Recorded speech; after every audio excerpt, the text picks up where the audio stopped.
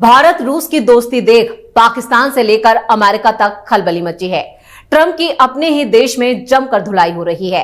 America में ही मांग उठ रही है कि असीम मुनीर को गिरफ्तार किया जाए और भारत से माफी मांगी जाए। बक बक बक बक बक बक बक करते करते करते करते तुमने अपनी ऐसी तैसी करवा ली। तो लगातार दर लगातार कि यार अमेरिका ने कुछ बोला नहीं बीच में। ऐसा कैसे हो सकता है कि अमेरिका कुछ बीच में ना बोले? ऐसा कैसे हो सकता है कि डोनाल्ड ट्रंप गुस्से से रिएक्ट ना करे? ये हुआ क्या है आखिर? यूरोप भी चुप है।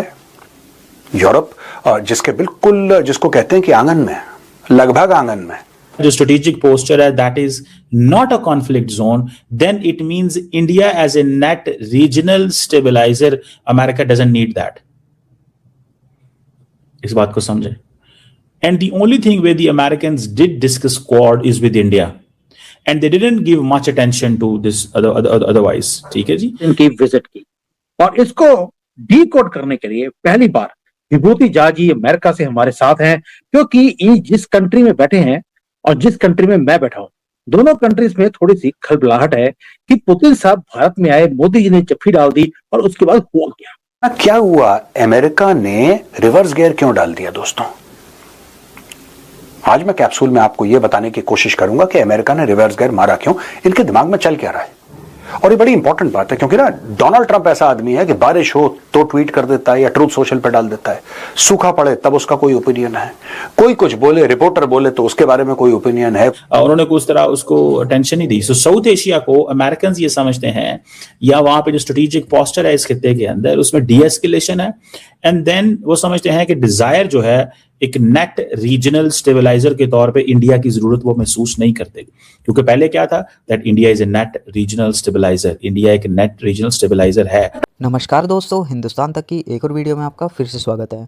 दोस्तों, एक बहुत बड़ी न्यूज़ निकल के सामने आ रही है। अमेरिका के अंदर से ही अब आवाज़ उठ रही है कि अमेरिका को या डोनाल्ड ट्रंप को भारत से माफ़ी मांगनी चाहिए। और माफ़ी इसलिए मांगनी चाहिए क्योंकि पुतिन और भारत की दोस्ती काफ़ी ज़्यादा बढ़ गई है।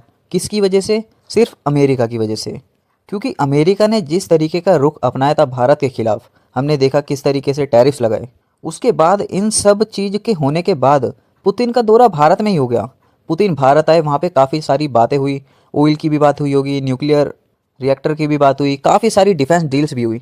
तो मतलब कि इसकी वजह से भारत और रूस के रिश्ते काफ़ी ज़्यादा अच्छे हो गए हैं। अब समझने वाली बात यह है कि अमेरिका ने 20-22 साल भारत के ऊपर इन्वेस्ट किया है कि भारत हमारी मदद करेगा चाइना को काउंटर करने के लिए। अब टैरिफ वाली गेम से ट्रंप ने ये सारी चीज़ें बर्बाद कर दी, ये सारा पैसा बर्बाद हो गया, क्योंकि अब भारत रशिया के साथ मिल गया है और रशिया से अमेरिका की बिल्कुल भी नहीं बनती। तो ये उल्टा पड़ चुका है दाव ट्रंप को। इस वजह से अमेरिका के अंदर आवाज़ें उठ रही है कि भारत से माफ़ी मांगो और रिश्ते वापस पहले जैसे करो। ट्रंप की जमकर धुलाई हो रही है, उनके ही लोग अब उन पर निशाना साध रहे हैं। देखिए, पूरी दुनिया की नजर थी कि पुतिन साहब भारत जाकर के क्या करेंगे जी। अब इस बात को आपको समझना पड़ेगा कि भाई 24 घंटे से ज्यादा हो गया। सरकार की तरफ से, ट्रंप एडमिनिस्ट्रेशन की तरफ से एक शब्द नहीं बोल पाए। तो दोस्तों, ये सारी की सारी जो चीजें हैं ना, अब ये अमेरिका को डरा रही हैं। डोनाल्ड ट्रंप जो बोले यार, डोनाल्ड ट्रंप जो बोले, जो स्टोरी सुनाए, जो कहानी सुनाए, एंड में उसको पता है कि चाइना इज थ्रेट नंबर 1। और ये प्रूव होता है नेशनल सिक्योरिटी स्ट्रेटजी का जो डॉक्यूमेंट रिलीज हुआ है उससे। अब हम आते हैं क्यों उसको दिक्कत नहीं हुई? क्योंकि पुतिन आया, क्योंकि उसको पता है कि लड़ाई खत्म होने वाली है। उसको पता है कि पुतिन जो है लॉन्ग टर्म थ्रेट नहीं है। पुतिन की ये उम्मीद नहीं है, ये प्लान नहीं है कि किस दिन मैं अमेरिका को पटक दूंगा। आप समझ रहे मेरी बात? पुतिन का यह प्लान नहीं है कि मुझे अमेरिका को बर्बाद करना है। पुतिन का यह प्लान नहीं है कि रूस को अमेरिका की जगह लेनी है। यह प्लान तो सारे के सारे चाइना के हैं, और चाइना के साथ आप डील नहीं करना चाह रहे स्ट्रेट फॉरवर्डली, जैसे आप पुतिन के साथ करते हैं। तो साहब ऐसा है, आपको भारत की जरूरत है, और उसमें लिखा है कि भारत क्वाड का मेंबर है। हमें भारत को एनकरेज करना चाहिए, भारत के साथ मिलकर काम करना चाहिए, मिलिट्री, नॉन मिलिट्री, कमर्शियल, हर जगह भारत के साथ काम करना चाहिए। अब इसमें भी दो बातें निकल के आती हैं। भाई, अगर आपको भारत के साथ काम करना चाहिए और आप ये कह रहे हैं कि साहब नहीं, हथियार भी हम वही देंगे भारत को जो हम चाहते हैं देना, हम भारत के साथ टेक्नोलॉजी शेयर नहीं करेंगे। अच्छा, आपके हथियार भी महंगे हैं, आपकी रिलायबिलिटी भी बिल्कुल जीरो। मैं F-35 की बात कर लो, आप F-35 की बात कर लो। जितना एक F-35 की कॉस्ट है, उससे 1/3 कॉस्ट में Su-57 मिल रहा है। दूसरी चीज, रशिया बोल रहा है कि 100% टेक्नोलॉजी ट्रांसफर। रशिया कह रहा हम बना देंगे यार, इंडिया में आगे आपके साथ मिलकर आपको ब्लूप्रिंट देंगे, आपको सोर्स कोड देंगे, आपको इंजन की टेक्नोलॉजी देंगे, आपको 5th जनरेशन जो टेक्नोलॉजी स्टेल्थ की आपको वो देंगे। नासिक में आपके सामने खड़े होकर रशियन बैठ के, इंडियन और रशियन बैठ के वो जहाज बनाएगा। और आपको क्या चाहिए बताओ? पुतिन पूछ के क्या आपको चाहिए क्या, ये तो बताओ हमें।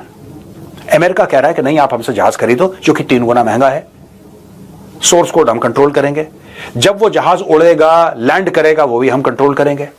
लॉन्ग टर्म आप हमारे साथ फंसिए अग्रीमेंट में कि जब भी उसकी सर्विसिंग हो वो भी अमेरिका करेगा, अमेरिका आपको निचोड़ लेगा। सब कुछ करिए, सब कुछ करिए आप हमसे, राइट? कोई बेनिफिट नहीं ले सकते, सारा का सारा बेनिफिट हम आपसे लेंगे, लेकिन आप हमारे लॉयल बन के रहिए। ऐसा कैसे हो सकता है दोस्तों? तो धीरे धीरे अमेरिका में रियलाइजेशन हो रहा है कि इन द फ्यूचर अगर आपको क्वाड बनाना है और क्वाड जो है चाइना को काउंटर बैलेंस करने के लिए आइडियल है, तो आपको कुछ ना कुछ ढील देनी पड़ेगी। आप पतंग को अगर खींचेंगे ना, बिल्कुल हाथ में आ जाएगी पतंग। क्या डोनाल्ड ट्रंप भारत आएगा क्वाड समिट के लिए?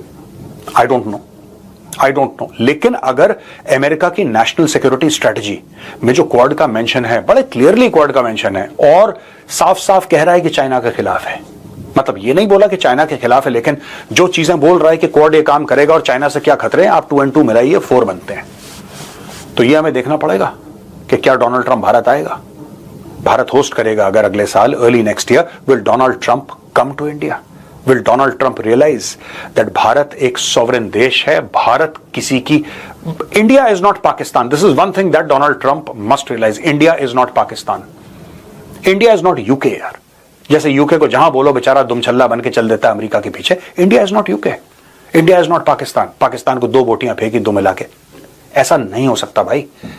ठीक है, आपके पास ज्यादा पैसा है, आपके पास ज्यादा बड़ी फौज है, आपके पास आपका रसूख ज्यादा हो सकता है, आपकी पहुंच ज्यादा बड़ी हो सकती है भारत से, लेकिन भारत वही करेगा जो भारत को अपने हित में ठीक लगता है। आज बात करेंगे पुतिन की विजिट की, और इसको डीकोड करने के लिए पहली बार विभूति झा जी अमेरिका से हमारे साथ हैं, क्योंकि ये जिस कंट्री में बैठे हैं और जिस कंट्री में मैं बैठा हूं, दोनों कंट्रीज में थोड़ी सी खलबलाहट है कि पुतिन साहब भारत में आए, मोदी जी ने जफ्फी डाल दी और उसके बाद हुआ क्या।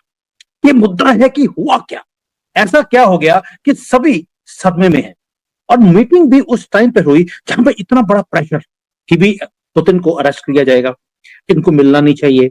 और जो उनकी फ्लाइट जब चली है और जब यहां से निकली है, तब तक पूरा जो रडार होता है वो सारा का सारा भारत के ऊपर, मोदी के ऊपर और पुतिन के ऊपर। आज बात करेंगे कि ऐसी क्या बात थी कि वो इतना घबराए हुए थे, और उनके जाने के बाद घबराहट कम हुई या बढ़ गई। Vibhuti Jha ji, thank you for joining and नमस्कार। नमस्कार सुमित जी, आज आपसे पहली बार चर्चा कर रहे हैं। बहुत सालों से, बहुत दिनों से हम बात कर रहे थे कि कुछ हम लोग चर्चा करें, तो आज श्री गणेश हो गया। चलिए देखिए, श्री गणेश जिस दिन गणेश जी ने चाहा उसी दिन होता है, उसी दिन हुआ है। And what a day to have a Shri Ganesh, कि पुतिन आए और चले गए और आज हम उनके लिए बात कर रहे हैं। ये एक ऐतिहासिक मोमेंट जिसकी बहुत देर से वेट थी। Sir, how do you see and how does America see this? अच्छा, देखिए, इसमें बहुत सी बातें हैं और 2-3 चीजें मैं मुद्दे को आपके सामने रखना चाहूंगा कि वेस्ट जो है ना, बिल्कुल तिल मिलाया हुआ है।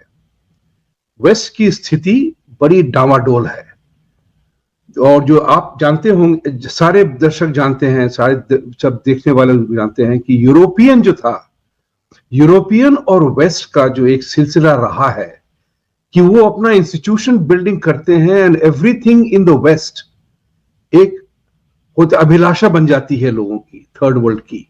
हम ऐसे होते, इंग्लैंड के जैसे होते, फ्रेंच होते तो French cuisine, Italian pasta, Italian marble, English fish and chips, American might, everything is western. दोस्तों, हमने देखा पुतिन भारत आए थे और पूरे दौरे के दौरान और उनके जाने के बाद भी ट्रंप एडमिनिस्ट्रेशन की तरफ से एक भी ट्वीट नहीं किया गया। हमने देखा कि डोनाल्ड ट्रंप कितने एक्सपर्ट है। कुछ भी छोटा मोटा इवेंट होता है या कुछ भी होता है तो डोनाल्ड ट्रंप सीधा ट्वीट कर देता है, कुछ भी अपनी मर्जी से। लेकिन इतना बड़ा इवेंट हुआ जियो पॉलिटिक्स में, लेकिन ट्रंप एडमिनिस्ट्रेशन का एक भी ट्वीट नहीं आया सामने, वो एकदम चुप थे। ये है दोस्तों भारत के प्राइम मिनिस्टर नरेंद्र मोदी जी की डिप्लोमेसी, कि अमेरिका की बोलती बंद कर दी। हम हमेशा से ये स्टैंस रखते हुए आए हैं कि भारत वही करेगा जो उसके नागरिकों के हित में होगा, और भारत हमेशा से यही करता आ रहा है। दोस्तों, भारत और अमेरिका के बीच में माना कि ट्रेड डील्स भी हो रही है, नेगोशिएशन चल रहे हैं, लेकिन पहले जैसे रिश्ते अब नहीं है अमेरिका और भारत के, ये बात माननी पड़ेगी। और ये सारा काम ख़राब किसने किया है?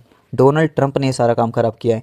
इस वजह से अमेरिका के अंदर से, एडमिनिस्ट्रेशन के अंदर से, या वहाँ के लोगों के तरफ से, बड़े बड़े मिनिस्टर से ये बयान सामने आते रहते हैं कि अमेरिका को भारत से माफ़ी मांगनी चाहिए और पहले जैसे रिश्ते करने चाहिए। दोस्तों, आपको वीडियो कैसी लगी? अगर वीडियो अच्छी लगी तो चैनल को जरूर सब्सक्राइब करें। मिलते हैं हिंदुस्तान तक की अगली वीडियो में, तब तक के लिए धन्यवाद। जय हिंद।